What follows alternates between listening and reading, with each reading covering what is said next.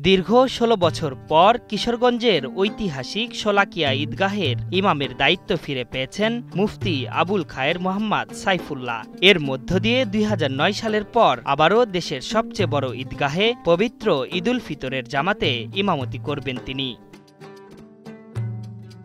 রাজনৈতিক প্রতিহিংসার কারণে ২০০৯ সালের ২ সেপ্টেম্বর মুফতি আবুল খায়ের মোহাম্মদ সাইফুল্লাহকে শোলাকিয়া ঈদগাহের ইমামতি থেকে সরিয়ে দেওয়া হয়। তবে কিশোরগঞ্জবাসীর দাবির পরিপ্রেক্ষিতে পুনরায় তাকে ইমামতির দায়িত্ব ফিরিয়ে দেওয়া হয়েছে। প্রিয় ইমামের পেছনে আবারও ঈদের নামাজ পড়তে পারবেন এমন খবরে আনন্দিত স্থানীয়রা। গত ১৬ বছর যাবৎ ঐতিহাসিক শোলাকিয়া ঈদগাহ মাঠের পেশ ইমাম মোহাম্মদ আবুল খায়ের সাইফুল্লাহ হুজুর সাহেব এবার ঈদের জামাত পড়াবেন।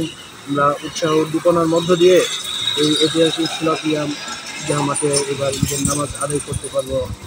এই কারণে আমরা শহরবাসী খুবই আনন্দিত। এর আগে গত ২ মার্চ কিশোরগঞ্জ জেলা প্রশাসকের সম্মেলন কক্ষে অনুষ্ঠিত ঈদগাহ ময়দান কমিটির মিটিংয়ে মুফতি আবুল খায়েরকে পুরনো দায়িত্ব ফেরানোর বিষয়ে সিদ্ধান্ত হয়। এবারের এই ঈদের জামাতকে কেন্দ্র করে আমরা শহরবাসী খুবই আনন্দিত যে আমরা একসাথে সবাই নামাজ পড়তে পারবো।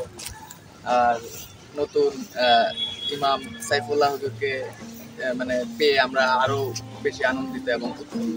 ২০০৪ থেকে ২০০৯ সাল পর্যন্ত শোলাকিয়া ঈদগাহের ইমাম হিসেবে মুফতি আবুল খায়ের দায়িত্ব পালন করেন। দীর্ঘ ১৬ বছর পর দায়িত্ব ফিরে পেয়ে আনন্দিত তিনি নিজেও। যে আল্লাহ তাআলা নগরকে নদী বানাতে পারেন, নদীকে নগর বানাতে পারেন, রাত্রকে দিন করতে পারেন, দিনকে রাত করতে পারেন, সে রব্বুল আলামিনই আবার ঐতিহ্যবাহী শোলাকিয়া ঈদগাহ ময়দানে আমাকে ফিরিয়ে এনেছেন। আলহামদুলিল্লাহিল্লাযী বিইজ্জাতিহি ওয়া জালালিহি তাতিম্মুস সালিহাত। সেজন্য আমি আল্লাহ তাআলার শুকরিয়া আদায় করছি। মান লাম ইয়াশকুরিন নাস ওয়া লাম ইয়াশকুরিল্লাহ। পাশাপাশি আমি কিশোরগঞ্জবাসীর প্রতি শুকরিয়া জানাচ্ছি। দায়িত্ব ফিরে পেয়ে স্থানীয় মুসল্লিদের দিক নির্দেশনা দিয়েছেন তিনি। পাশাপাশি ঐতিহাসিক এই মসজিদে ঈদের নামাজ পড়তে আসা মুসল্লিদের নিয়েও আশা প্রকাশ করেছেন মুফতি আবুল খায়ের। দেশ বিদেশের অসংখ্য মুসল্লি এখানে অংশগ্রহণ করে থাকেন।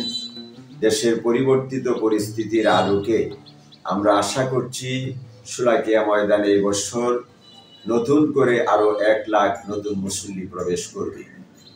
তো এদেরকে যাতে আমরা সম্মানের সাথে জায়গা দিতে পারি, শোলাকিয়া ঈদগাহ মাঠের সাথে যে সমস্ত রাস্তা রয়েছে, সংযোগ রাস্তা, সেখানেও যাতে তারা নামাজ আদায় করতে পারেন পূর্ব, দক্ষিণ, উত্তর পার্শ্বে, সেজন্য আমরা প্রয়োজনীয় ভূমিকা পালন করব। পৌনে ৩০০ বছরের পুরনো এই ঈদগাহে আবুল খায়েরের আগে তার পিতা মাওলানা এ.কে.এম. নুরুল্লাহ টানা ৩০ বছর অবৈতনিকভাবে ইমামের দায়িত্ব পালন করেছেন। ২০০৩ সালে তিনি অসুস্থ হয়ে পড়লে ছেলে আবুল খায়েরকে তার স্থলাভিষিক্ত করা হয়।